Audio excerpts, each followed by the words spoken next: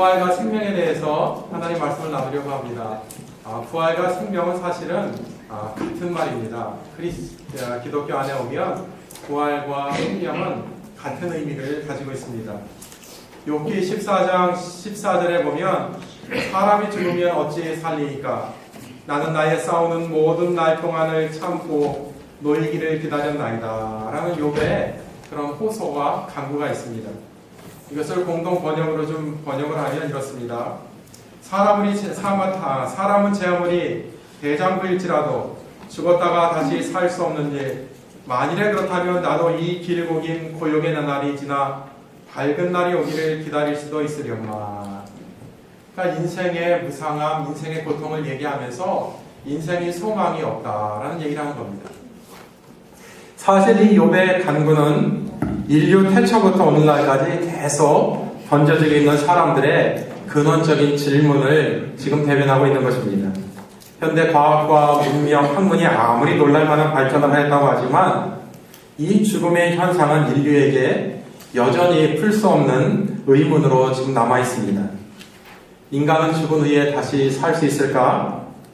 죽음 후에는 어떤 일들이 벌어질까? 죽음 후의 삶이란 무엇일까? 이런 질문에 대한 답은 현 시대에도 여전히 매우 까다롭고 어려운 그런 질문입니다. 왜냐하면 우리 가운데 누구도 죽음을 모면할 수 있는 사람이 없고요. 또 예수님 이외에는 죽음을 경험한 후에 부활한 사람이 없기 때문에 그렇습니다. 그러니까 우리는 예수님의 말씀을 통해서만 죽음 후의 세계를 엿볼 수가 있는 것입니다. 그러는 가운데 우리는 여전히 우리의 사랑하는 사람들을 죽음 저편으로 매일 보내야만 되는 그런 운명 가운데 놓여 있습니다. 병원에서 사람들이 죽으면 장의사는 죽은 시체를 처리하고 죽은 시체는 장례식장에서 마치 살아있는 사람처럼 이렇게 화장이 되어서 편안히 누워 있습니다. 그것만 보면 죽은 자나 산 자나 물질적으로는 하나도 다를 것이 없습니다. 그런데 그는 더 이상 살아있는 존재가 아님을 우리는 알고 있습니다. 무엇이 이런 차이를 만드는 걸까요? 예수님 시대에는 지금보다 더 이 죽음과 죽음 후의 삶에 대한 의문이 더 일상적인 그런 주제였습니다. 왜냐하면 지금은 현대인들은 죽음과 떨어져서 살고 있지만 옛날 사람들은 죽음이 그 집의 거실에 있었고 또 죽은 자를 그 식구들이 다 염을 하고 또 식구들이 그 사람을 매장을 하고 그런 일들이 일상의 삶이었습니다.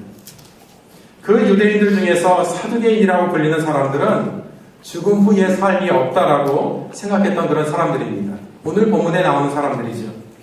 그들은 죽은 후의 삶에 대해서 그들이 성경으로 인정하고 있는 율법책, 토라라고도 하고 모세오경이라고도 하는 창세기, 출애굽기, 레위기, 민수기, 신명기에 보면 부활이라는 말이 없기 때문에 그 답을 거기서 얻을 수 없기 때문에 죽음 후의 삶은 없다라고 단정을 했던 사람들입니다.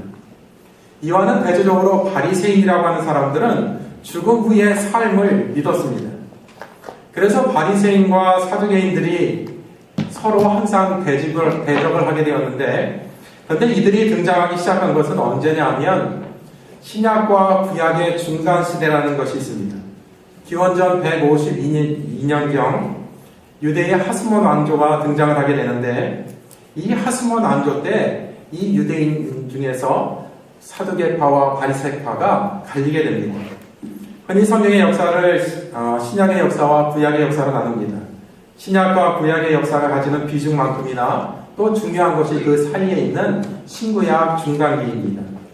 이것을 암흑기라고도 부르고 또 하나님의 침묵기라고도 부르지만 이 신약과 구약을 연결해주는 중요한 그런 고리 역할을 하는 것이 이 신구약 중간기간입니다. 약 400년 동안의 기간인데 기원전 400년부터 시작해서 예수님 오시고 100년에 걸쳐서 약 400년 동안 하나님의 성경이 쓰여지지를 않고 하나님의 선지자들의 말씀이 없었습니다. 그렇지만 그 중간기에도 세계 역사는 페르시아 시대를 거쳐서 그리스 헬라니즘 시대를 거치고 또 로마 시대까지 이어지게 됩니다. 이스라엘은 그리스의 헬레니즘 시대에 마캅이라는 사람이 독립운동을 벌이게 되는데 이 독립운동을 하여서 이룬 왕조가 하스몬 왕조입니다. 이 하스몬 왕조는 로마 시대 때 헤롯 왕가가 들어올 때까지 그 유대 지역을 통치하던 그런 왕조입니다. 이 하스몬 왕조 중에 요나단이라는 왕이 있었는데, 이 요나단이라는 왕이 왕으로서의 역할 외에 제사장으로서의 역할까지 겸임을 하려고 한 적이 있습니다. 이때 경건한 사람들이라 불리는 사람들이 이것에 대해서 반기를 듭니다. 그 반기를 든 사람들 중에 평민이 주축이 되어서 세력을 이룬 것이 바리새파이고, 일부 제사장들이 주축이 되어서 이룬 종파가 에스네파라는 그런 종파입니다. 그러나 대부분의 제사장들과 예루살렘의 귀족들은 하스몬 왕조에 동조를 하게 되는데, 이들을 뭐라고 부르게 되냐면 사두개파라 이렇게 부르게 됩니다. 즉 하스몬 왕조에서 보게 되면 하나의 여당인 사두개파와 두 개의 야당인 바리새파와 에스네파가 생긴 것입니다. 물론 뒤에 혁명당이라는 사람들이 생기기도 하지만 이들까지 포함하면 야당이 세 개가 생긴 거나 마찬가지입니다. 이 사두개파라는 이름은 헤스몬 왕과의 협조한 제사장들이 사독 제사장 계열의 사람들이었다 해서 사두개파다라는 이름을 붙이게 된 겁니다. 이들은 모세 오경만 성경으로 인정한 나머지 죽은 사람들의 부활을 인정을 하진 않았습니다.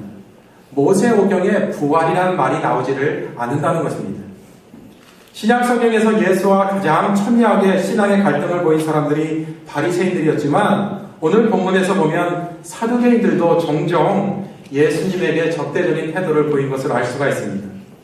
바리새인과 사두개인은 모두 유대교의 중심 계파들이었지만 몇 가지 점에서 차이점이 있는데, 그 차이점이 무엇인지를 한번 살펴보겠습니다. 이 두 부류는 특별히 부활에 관해서 끊임없이 논쟁하며, 이 두 부류의 사람들은 만나기만 하면 죽음과 부활에 대해서 흥분해서 다투기가 일쑤였습니다. 그래서 자기 주장을 내세우면서 상대방을 꺾으려고 했고, 상대방 사람들에게 자기 논리를 설득시키려고 얼마나 많이 노력을 했는지 모릅니다. 이 바리새인과 사두개인의 중요한 차이점 가운데 부활에 관한 관점의 차이 이외에도 다른 하나는 무엇이냐면, 바리새인이 현실 정치에, 즉 로마의 식민 통치에 적대적 입장을 보인 독립을 지지하는 파였다고 하면, 사두개인들은 적극적으로 정치에 협조해서 현실에 안주하려고 했던 사람들입니다.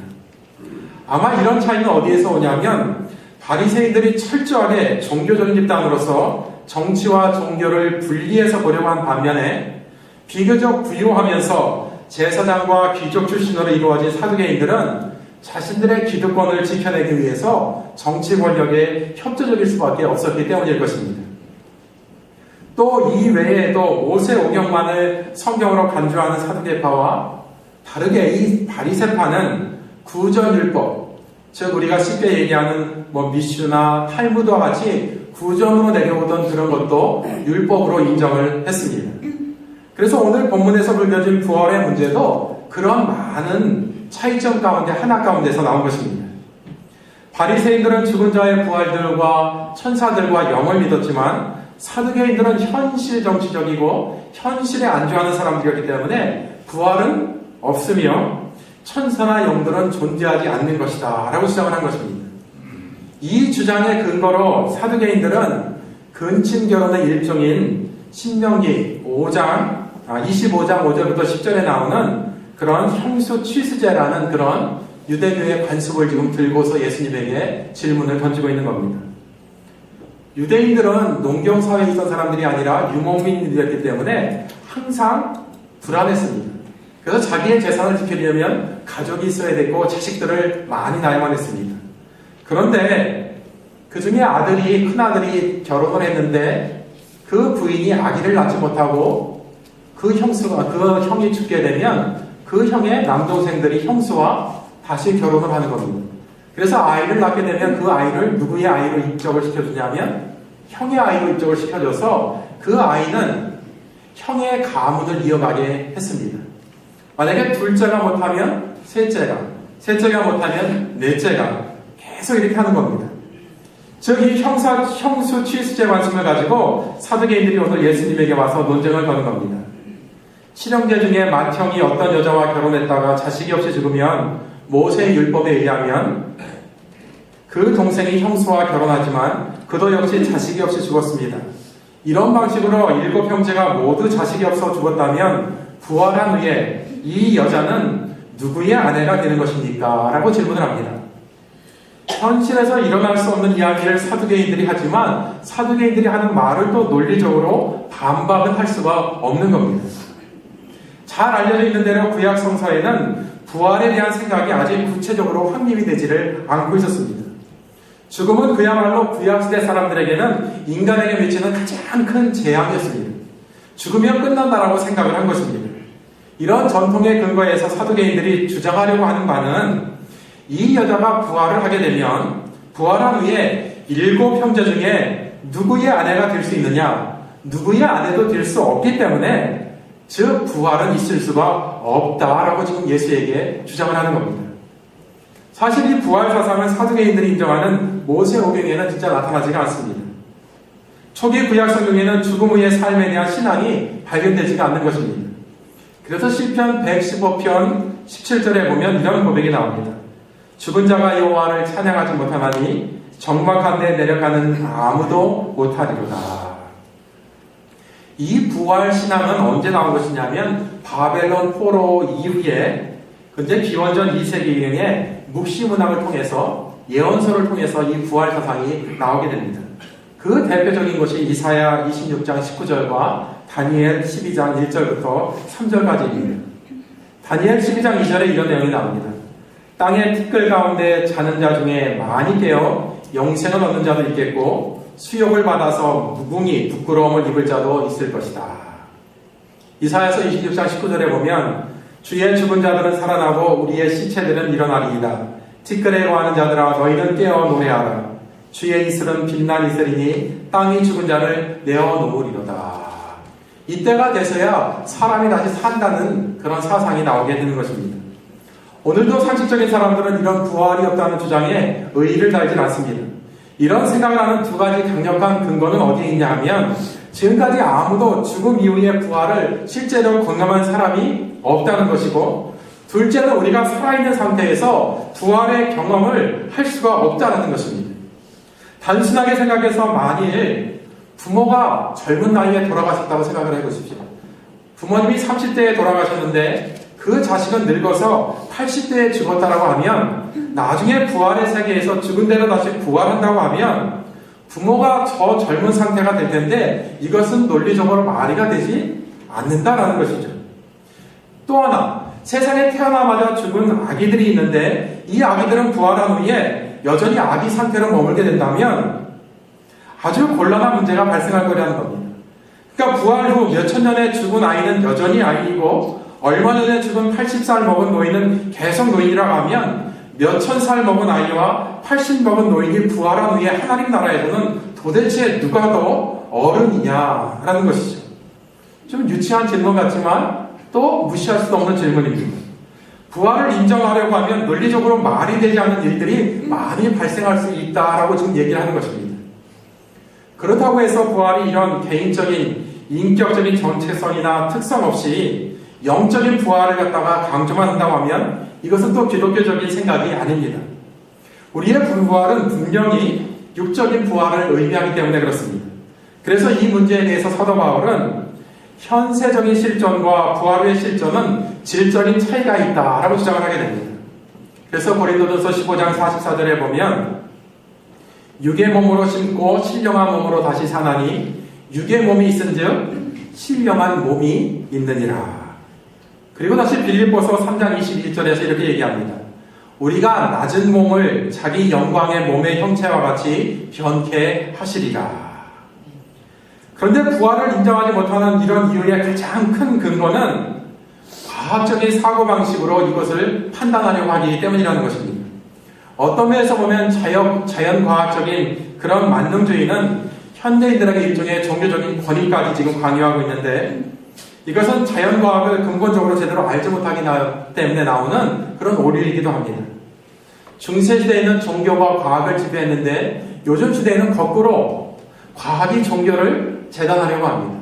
그런데 종교적인 어떤 것을 가지고 진리인 종교를 갖다가 판단하기에는 또 다른 어려움이 있다는 것입니다. 지금 우리가 대단한 것으로 여기고 있는 자연과학은 늘 우주 안에 일어나는 어떤 현상, 표면적인 현상을 관찰하고 그것의 원리를 찾아내고 있다는 것에 있어서는 귀한 학문일지 모르지만 과학은 드러나지 않은 것, 보이지 않는 것에 대해서는 말할 수 없는 맹점을 가지고 있다는 것입니다. 그래서 뉴턴의 물리학을 갖다가 절대적인 물리학으로 간주했던 많은 물리학자들이 요즘에는 이 뉴턴의 물리학을 극복하고 새로운 물리학을 지금 계속 주장을 하고 있습니다. 그 이야기하는 진리가 아니다라는 얘기를 과학자들 스스로 지금 하고 있는 것이죠.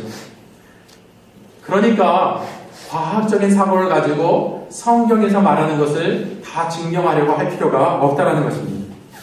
우리 문제는 이런 일상적인 것과 연관돼서 생각해보면 생명공학자들이나 유전공학자들은 옥수수, 슈퍼 옥수수를 이렇게 만들어낼 수 있습니다. 근데 그건 현상이기 때문에 약간 궁금만 하면 그 원리는 우리가 다 알 수 있습니다. 그런데 이런 모든 생물학적인 원리도 근본적으로 물과 햇빛과 탄소가 작용해야지 광합성이 일어난다 라는 것까지는 우리가 아는데 그럼 왜 광합성이 일어나야 되느냐라는 깊은 것은 아직도 알지를 못한다는 것입니다. 식물이 햇볕을 받아야만 잘 자란다는 것을 관찰을 통해서 알아내긴 했지만 왜 그럴까? 근본 원리를 설명하지는 못한다는 것이죠. 이런 일뿐만 아니라 왜 지구에만 물이 있는가? 그리고 왜 인간이라는 생명체가 이 땅에 존재하게 되었는가에 대해서는 아직도 명확하게 답을 할 수가 없다는 것입니다. 어떤 사람들은 과학이 발전하게 되면 아마 발전하게 될 것입니다 라고 얘기하지만 그렇지 않다는 것이죠. 여러분, 눈에 보이지 않는 것에 대해서도 눈에 보이지 않는다고 없는 것이 아니라는 것이죠, 여러분. 과학이 증명하지 못한다고 해서 우리의 삶에 일어나는 많은 현상들이 없다라고 얘기할 수 없다라는 것입니다, 여러분. 그래서 오늘 예수님은 이 사두개인들에게 두 가지로 답을 하십니다. 첫 번째가 무엇이냐면 34절부터 36절에 설명하고 있듯이 부활의 세계는 오늘의 너희들이 경험하고 있는 생명의 형식과는 전혀 차원이 다르다라고 얘기하시는 겁니다. 예수는 이를 가리켜서 뭐라고 표현하냐면 천사와 동등되다. 그런 면에서는 또 하나님의 자녀다라는 표현을 하십니다.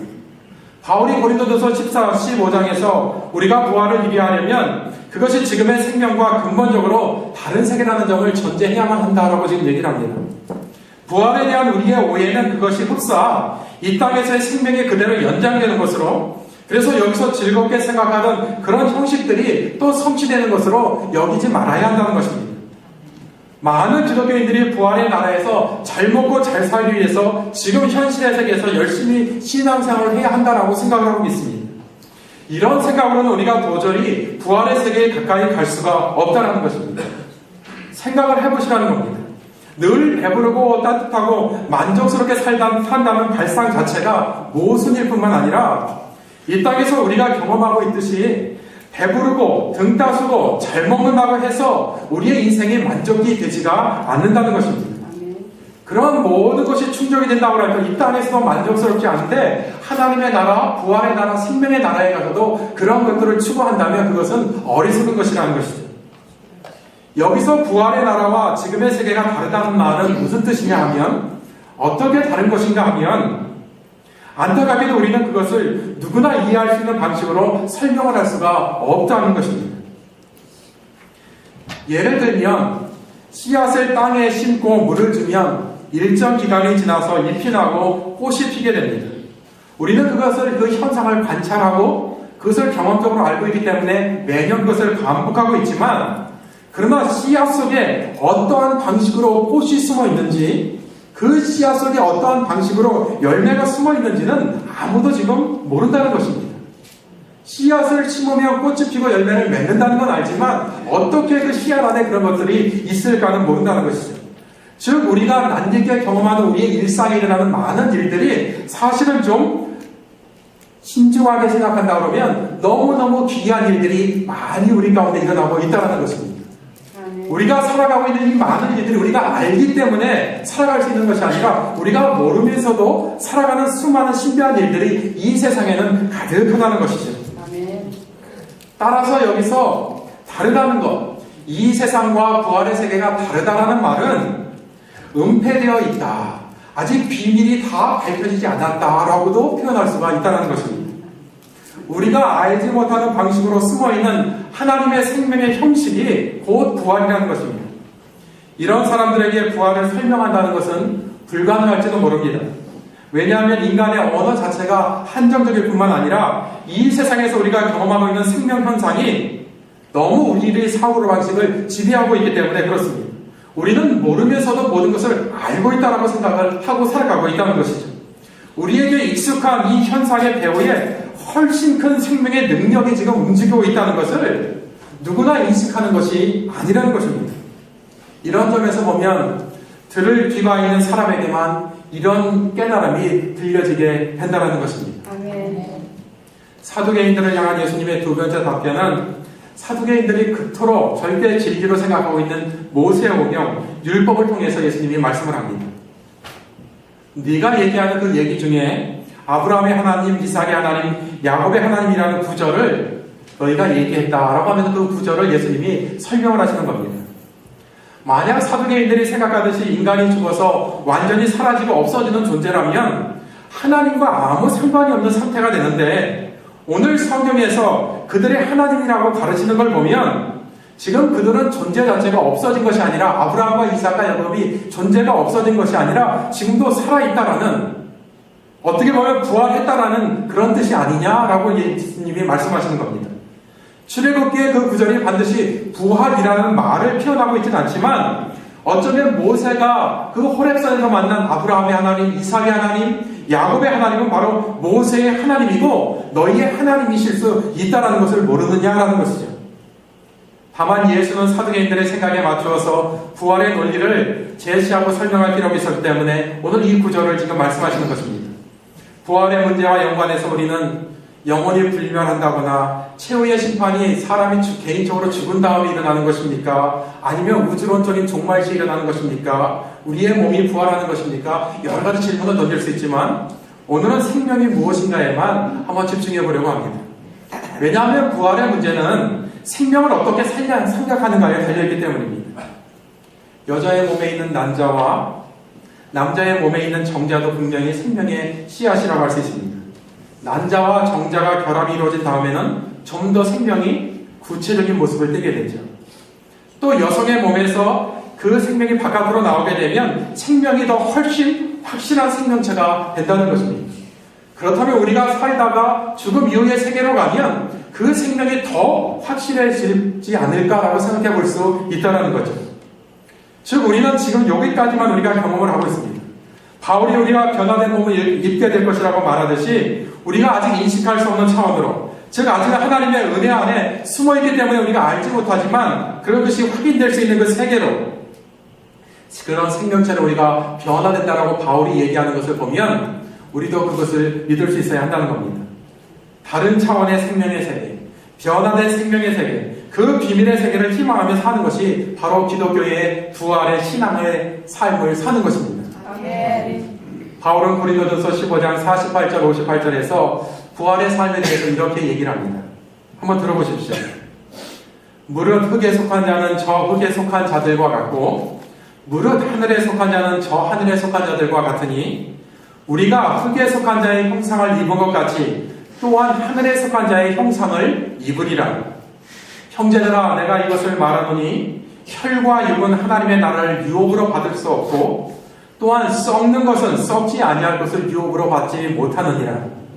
보라 내가 너희에게 비밀을 말하노니 우리가 다 잠잘 것이 아니요 마지막 나팔에 순식간에 홀연히 다 변화하리니 나팔 소리가 나매 죽은 자들이 썩지 아니할 것으로 다시 살고 우리도 변화하리라. 아멘. 이 썩을 것이 불갑을 썩지 아니할 것을 입겠고 이 죽을 것이 죽지 아니함을 입으리로다. 이 썩을 것이 썩지 아니함을 입고 이 죽을 것이 죽지 아니함을 입을 때에는 사망이 이김에 삼킨 바 되리라고 기록된 말씀이 응하리라. 사망아 너의 이기는 것이 어디 있느냐? 사망아 너의 쏘는 것이 어디 있느냐? 사망에 쏘는 것은 죄요 죄의 권능은 율법이라. 우리 주 예수 그리스도로 말미암아 우리에게 이김을 주시는 하나님께 감사하노니 그러므로 내 사랑하는 형제들아 견고하여 흔들리지 말며 항상 주의 일에 더욱 힘쓰는 자들이 되라. 너희의 수고가 주 안에서 헛되지 않을 줄을 알미니라. 아멘. 우리는 부활할 것이기 때문이라는 것이죠. 바울의 가장 중요한 말은 여기서 뭐냐면 내가 비밀을 말하노니라는 말입니다. 바울은 하나님이 이 모든 일을 어떻게 하실 것인지를 지금 말하고 있지 않습니다. 그는 하나님의 나라가 무엇과 같은지도 설명을 하려고 하지 않습니다. 그리고 죽음 후의 삶에 대해서도 말하지 않고 그냥 있는 그대로 우리의 삶의 모습을 그대로 지금 얘기하면서 부활을 믿고 있다라고 얘기하는 것입니다. 이 땅에서 살아가고 있는 우리가 부활의 실제를 온전히 밝혀낸다는 것은 가능하지 않습니다. 왜냐하면 바울이 말한 것처럼 생명의 모든 것은 종말이 되어야 밝게 드러나게 될 것이라는 것입니다. 주님이 오시게 되면 거울을 보는 것 같이 희미했던 것들이 얼굴과 얼굴을 대면하여 보는 것처럼 분명할 것이라는 것이죠. 즉 우리의 구원을 지금 우리가 누리고 있지만 우리의 완전한 구원은 주님께서 오실 때 이루어지게 된다는 말과도 같은 말입니다. 즉 부활과 생명의 신비가 이제는 예수 그리스도가 다시 오시는 그날 완성이 되고 분명하게 보여질 것이라는 거예요. 그러니까 우리가 알아서 믿는 것이 아니라 믿으면 알아갈 수 있게 된다는 것입니다. 부활한 유일한 존재인 예수 그리스도와 우리가 일치만 되면, 하나만 되면 우리는 이미 부활에 참여한 자들이 될 수가 있다는 것입니다. 자기를 비우고 오직 성령으로 충만하게 되므로 미래에 완성될, 미래에 다가올 생명의 힘에 우리가 놓여지게 된다는 것입니다. 아직은 비밀이지만, 아직은 우리가 완전히 알지 못하지만 그 생명의 세계에 자신을 온전히 맡기는 사람들에게 그것은 미래에 이루어질 약속이면서 또한 동시에 현재에 일어날 생명의 능력이라는 것입니다. 즉 부활신앙은 현재를 살면서도 미래에 미리 참여하는 삶이라는 것입니다. 살아있는 사람들이 하나님, 모든 사람은 하나님과의 관계 속에서만 살 수 있다라고 지금 이야기를 하는 것입니다. 그러므로 성도 여러분, 문제는 죽어서 천당을 가느냐 하는 것이 아니라 우리가 지금 여기에서 하나님과 어떤 관계를 맺고 살아가느냐가 더 중요하다는 것입니다. 천국은 단순히 시간적으로 나중에 흐른 다음에 공간적인 그런 개념이 아니라 차원의 문제, 다른 말로 얘기하면 통치의 문제라는 것입니다. 즉 우리가 하나님 안에서 어떠한 삶의 목표와 가치관을 가지고 살아가느냐 하는 문제라는 것이죠. 바로 지금 여기에 온전한 하나님의 형상으로서 하나님의 올바른 관계 속에서 살아간다면 이미 하나님의 나라가 우리 가운데 이루어지고 있다는 것입니다. 여러분 예수님의 대답을 주위에서 한번 잘 들어보십시오. 주님은 이 사두개인들의 의도를 잘 알고 있었습니다. 주님은 그들이 기대하는 대답과는 완전히 다른 대답을 지금 하고 계십니다. 예수는 그들에게 이 세상의 자녀들은 장가도 가고 시집도 가되 저 세상과 미 죽은 자 가운데서 부활함을 얻기에 합당히 여김을 입은 자들은 장가가고 시집가는 일이 없으며 저희는 다시 죽을 수도 없나니 이는 천사와 동등이요 부활의 자녀로서 하나님의 자녀임이니라. 무슨 말이냐 하면 저 세상의 삶은, 죽음 이후의 삶은 이 세상과는 완전히 다르다는 것입니다. 거기에는 죽음이 없기 때문에 생명을 이어가기 위해서, 생명을 만들기 위해서 더 이상 결혼할 필요도 없고 누구의 아내가 되어서 안전을 보장받는 문제가 발생하지도 않는다라고 지금 얘기하는 겁니다. 즉 이 세상의 사고방식으로는 하나님의 나라를 완전히 이해할 수 없고 이해하려고 하지 말라는 것입니다. 완전히 다른 세상이라는 것이죠. 예수는 전혀 다른 관점에서 오늘 말씀을 하고 있습니다. 이 세상에서의 인간의 문제들은 하나님 나라에서는 전혀 문제가 되지 않는다라고 말씀을 하고 있는 것입니다. 바로 그 나라에 너희들을 초청하시겠다는 것이죠. 주님이 말씀하신 죽음 후의 세상이 이 세상과는 완전히 다르다는 것입니다. 죽음 후의 세상, 즉 부활의 세상이 여러분 기대되지 않으십니까? 네. 그것을 자세히 성경은 설명하지 않습니다. 왜일까요? 하나님의 나라는 이 땅의 제한된 언어와 사고로는 설명되지 않을 뿐더러 설명한다고 하더라도 우리의 능력으로 이해할 수도 없는 완전히 다른 세상이라는 것입니다. 요한계시록 보면 요한 사도가 하나님의 나라, 나중에 도래하게 될 새하늘과 새 땅에 대해서 보고할 때 보면 수많은 세상의 아름다운 단어들을 많이 동원을 하지요. 그것은 문자 그대로 하나님의 나라가 그런 물질적인 세계라는 뜻이 아니라 요한이 알고 있었던 언어 지식과 경험을 통해서 하나님의 나라를 표현할 수가 없기 때문에 자신이 알고 있는 최선을 다해서 하나님의 나라를 묘사를 한 것입니다. 즉 하나님의 나라는 이 땅에는 누구도 경험하지 못한 새로운 세상이라는 것입니다. 그 나라가 우리 가운데 예비되고 준비되어 있다는 것이고 그 나라를 너희가 믿음으로 말미암아 살아서 경험하라는 것입니다. 만약 하나님이 아브라함의 하나님, 이삭의 하나님, 야곱의 하나님이 되시기 위해서는 이 사람들은 죽지 않고 살아있어야만 한다는 것입니다. 아브라함과 이삭과 야곱이 존재 자체가 없어졌다면 이들의 하나님이 되실 수 없다는 것이죠. 하나님은 살아있는 자의 하나님이시기 때문에 그렇습니다. 하나님은 죽은 자의 하나님이 아니십니다. 아브라함의 하나님, 이삭의 하나님, 야곱의 하나님이 되신다는 것은 그들이 지금도 존재하고 있다는 증거입니다. 어떻게 존재하고 있는지 우리가 알지 못하지만 그들은 다시 주님께서 이 땅에 오실 때 우리와 같은 몸으로 만나게 될 것입니다. 우리의 믿음의 선조들을 만나게 될 것이고 우리 앞에 간 믿음의 우리 부모님들 그리고 우리의 형제들을 만나게 될 것입니다. 왜냐하면 하나님이시기 때문에 그렇습니다. 죽음 후에도 없어지지 않고 존재하고 있기 때문에 그들은 하나님 되시게 하실 수 있는 사람들이라는 것입니다. 이 말씀을 다시 한번 자세히 보게 되면 나는 아브라함의 하나님이요 라는 표현을 보게 되면 영어 표현에 보면 이렇게 되어 있습니다.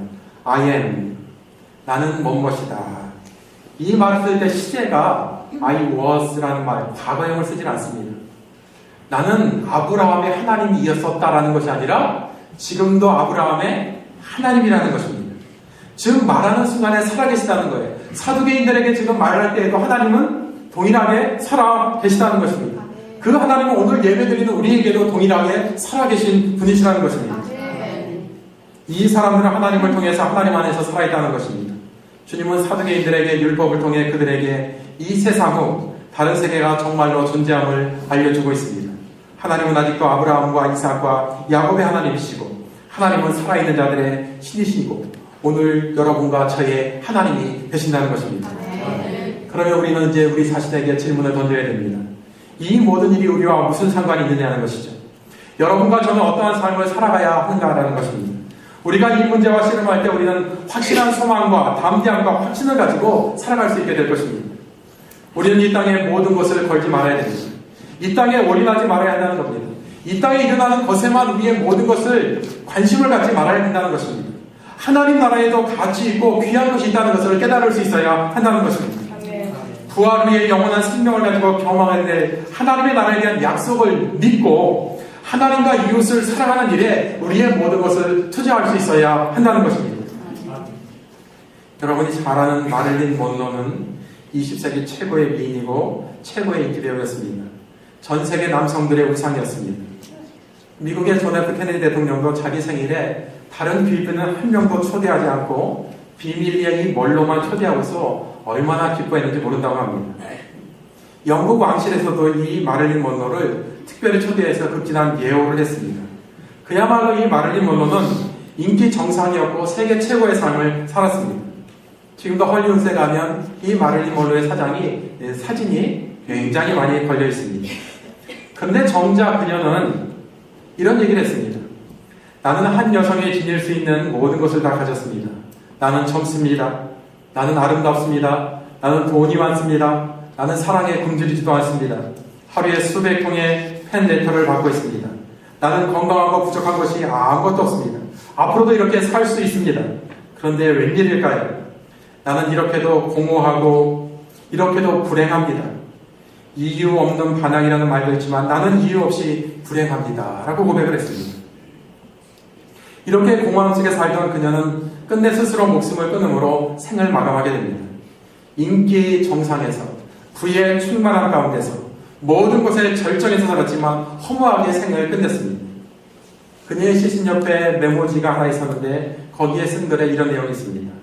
돈, 인기, 명예 이 모든 것은 찰나적인 행복의 요소에 불과하다.